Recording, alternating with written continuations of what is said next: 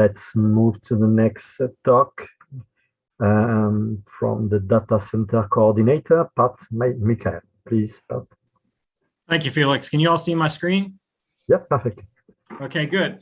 Thank you. I'm Patrick Michael. I'm the data center coordinator. And for those of you that don't know who I am, I assumed the position in 2021 after the retirement of Carrie Knoll, which is big shoes to fill. So I know you all pretty much know her. I'm the current manager of the Crustal Dynamics Data Information System. And I also sit on the governing board for the IDS in a similar position in the data center coordinator for them. So just exactly what does this data center coordinator do? You know, bottom line up front, it's really to assist the data centers to ensure that the IGS objectives are met, you know, for data collection, quality control, validation, availability, the distribution of the data. And in so many words, it's to make sure that all of the data that we generate, all the data that we give out, and all of the analysis that we do is made available for everyone to use it and use it in a real time and available when they need it and where they need it. So that's really what the data center coordinator's job is to do. So what does that data center look like for the IGS? Well, currently we have 6 global data centers, 7 regional data centers, and some operational data centers. So right now, here's a heat map that I've shown you of what the user base looks like for about 10 months here in 2021. A little over 300,000 users, unique users have downloaded IGS data in the past 10 months. You can see on the legend there where most of them with the US and China being 2 of the biggest groups. 300,000, as I talked about, more than 1.5 billion files downloaded, equating to over 600 terabytes of total data so far in 10 months, touching about 180 countries. So you can see the breadth and depth that the IGS data is used throughout the world. So this is just an eye candy here. I'm not going to spend a lot of time on this, but this really what I wanted to show you was the rhinex version 3 at CETUS. If you looked at this graph about 3 years ago when I showed it, the total of rhinex version 3 was in the low 20s or 30s. And now you can see total rhinex 3 is in the 200s and 300s there for daily and hourly. And if it matches what David's already talked about, but I'll just leave that there for your own perusal. So just what progress have we made as the data center coordinator in the last rarely 2 years? So the infrastructure committee charter has been changed to incorporate the old data center working group. So now that works within the IC. The DCC works within the IC, both within the IC and directly to the GB and the Central Bureau. We've moved over the old Unix compress to gzip compress for all the data formats. We did that in 1 December of 2020. The IGS website's been updated with data center and access information by the CB. A DC guidelines document is now in draft, and that's really a document that's set for the data centers to look up and set up quality control requirements. How do we check on them? What are the performance evaluations? And in a summary, it's to set a bar for all of the data centers to be at an equivalent level. So that if you go to one data center, you're not going to have data, you're going to have data there that's available at the other data center. It's going to show up the data in roughly the same time as the other data center. So it's to allow the actual true usage of reliability throughout the world with additional data centers.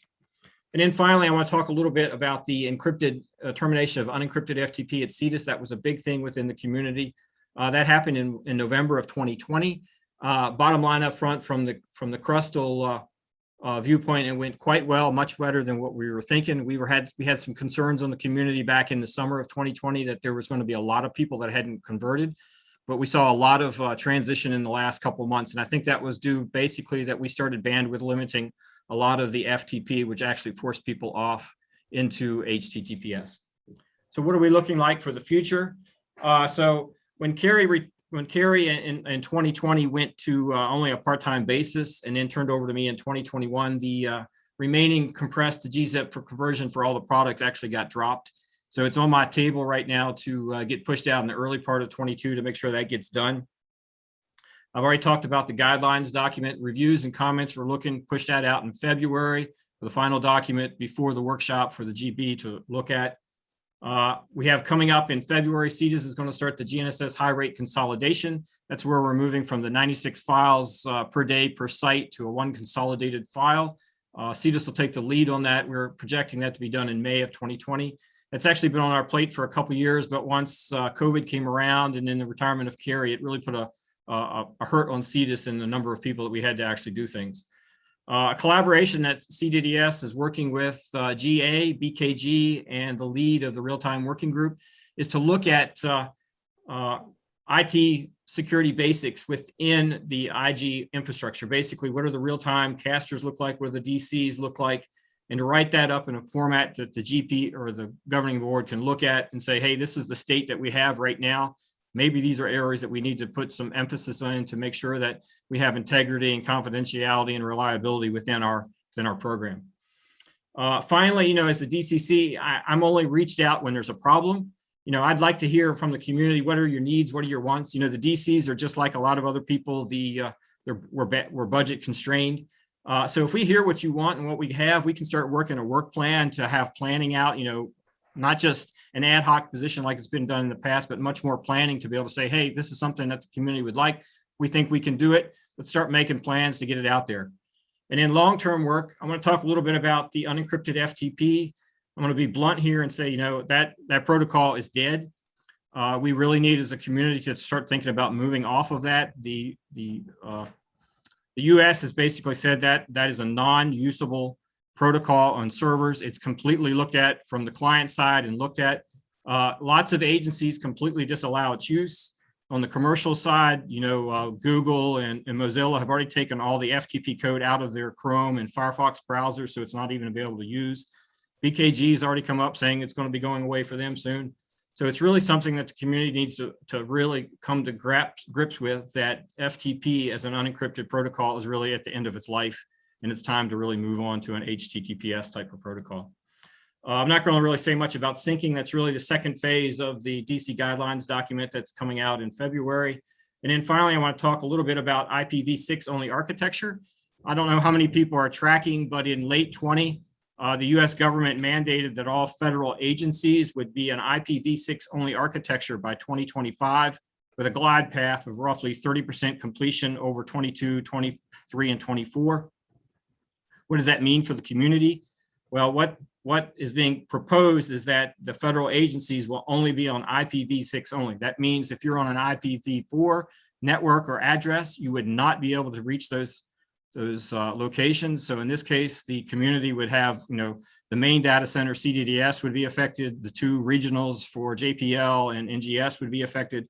And the federal agency right now is not looking at doing any type of IPv6 to IPv4 translation or allowing dual stacks to be run. So once this happens, it could be a pretty significant disruption to the community. So I'm bringing it up now so we can start the planning and discussion and make sure the community is aware of it.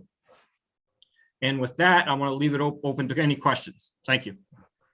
Thanks to you, Pat. Well, I'm really impressed by what has been done on about your work plan. Also, it's quite impressive. And in addition, you accepted to take the role of data center coordinator recently, so thanks so much for that.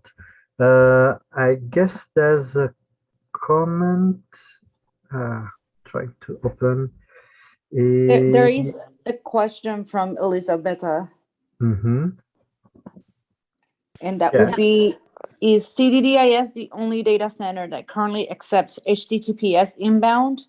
Would be nice to have at least another one from the network operator perspective. I'm gonna have to transfer over to Ryan. I'm not quite sure if GA is allowing HTTP upgrades or uploads yet at this point. I know we've had some discussions with some of the other data centers. That is a priority within the working group, is to make sure that the data centers have a robust HTTPS infrastructure to be able to start taking this on. So that is a question I really can't answer right now, other than possibly GA. Thank you. Okay, there was also a comment from Ryan saying that he agrees with your direct comment on FTP. Yeah. Okay. Okay, so thanks a lot, Pat.